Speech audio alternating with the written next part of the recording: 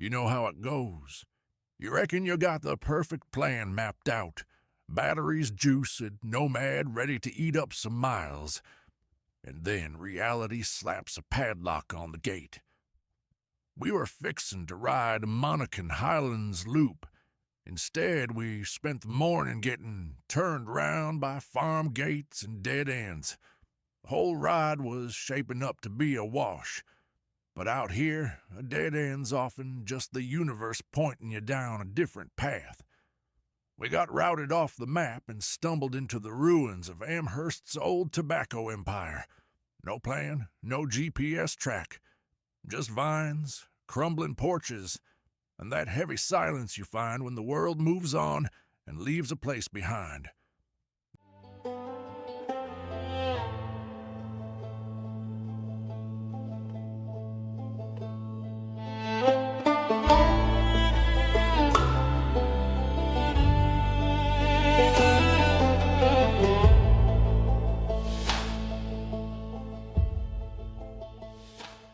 They say the best laid plans often go sideways. This ride went clean off the rails. That GPS route wasn't worth a plug nickel. Instead of back road bliss, we got tangled in manicured lawns and private drive signs. The FatTire Nomad had to thread the needle just to find daylight. We finally shook loose of the subdivision and hit Old Stage Road, thinking the real ride was starting. Or so we thought. Old Stage promised to open running, but handed us another wall, one more dead end near the tracks along 29. Map was useless. Nomad was raring to go, but the road just quit. So we tossed the script. No more maps, no more planned route. We let the FatTire Nomad take the lead and just followed the front wheel.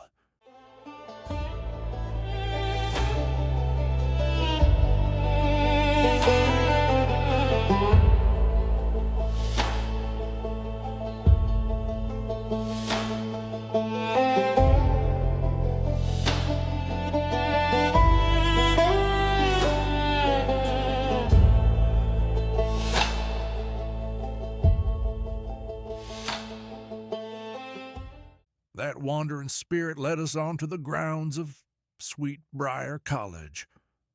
Already off the map, we just rolled with it and poked around. That's where the ride finally opened up. We eased past a big old barn wearing the Sweet Briar name, then into crumbling silos, vine-choked barns, and quiet houses that haven't seen a family supper in decades. Felt like we'd slipped through a crack in time. This ain't just a campus, it's the footprint of something bigger.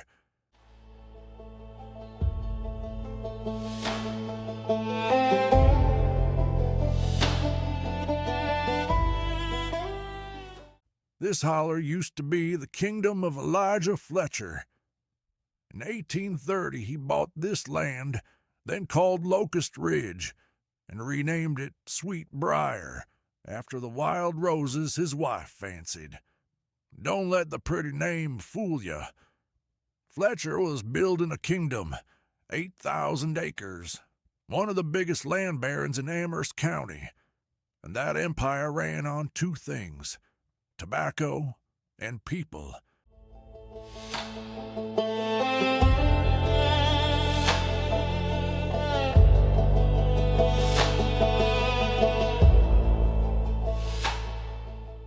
By the time he passed in 1858, over 100 enslaved souls were held here. Families like the Penns, Taylors, and Hollins worked these fields and raised these barns, building the wealth that later birthed the college. So when you look at these rotten barns and silos, you ain't just seeing old farm stuff. You're staring into the engine room of a plantation that shaped this whole county.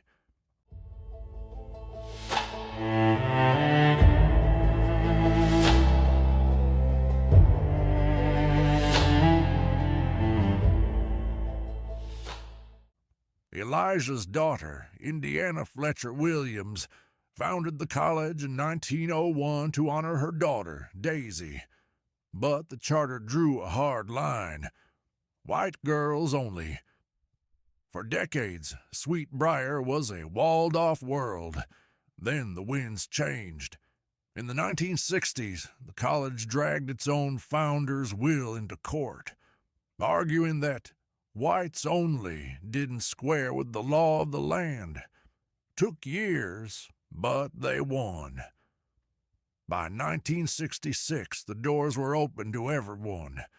One of the few Southern schools that fought for integration instead of digging in against it. This dirt went from slave plantation to segregated finishing school to civil rights battleground, and it still wasn't done fighting. In 2015, they tried to shutter Sweet Briar for good. The alumni, known as the Vixens, dug in, raised a pile of money, and kept the place alive. Now, instead of tobacco, they're growing engineers. One of only a couple women's colleges with a real engineering program. Greenhouses feeding the community. A riding program folks talk about all over the state. The ruins still stand. Reminders of an empire that broke folks. But all around them, a new generation's building something stronger.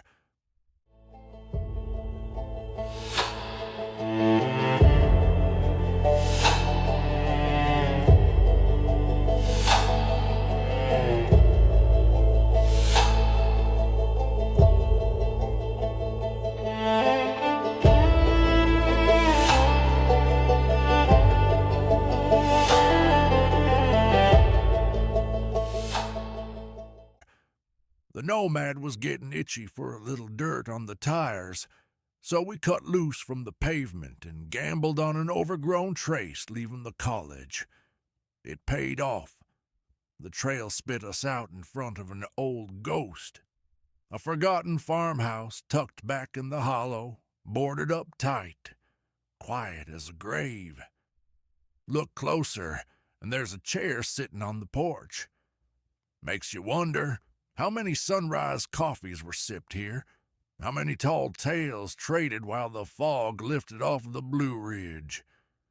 That chair's waiting on a guest that ain't coming back. Just us and the ghost today.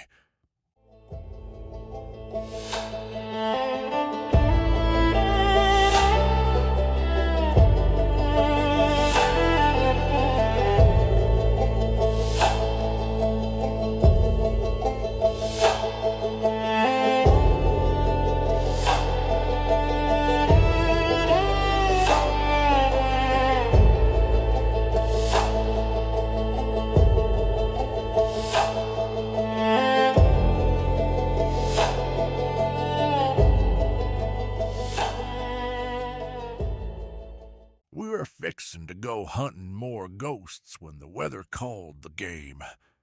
First, it was a few white flakes on the sleeve. Then over the shoulder, a dark wall of cloud barreling down the ridge, not asking permission. Wind, snow, the whole winter fury at once. We took the hint, pointed the Nomad toward the Jeep, and raced the squall. With snow stacking on the dash, we chewed on what we'd found. We went looking for a route and ended up finding the unexpected ghosts of an empire. Not a bad haul for a dead end.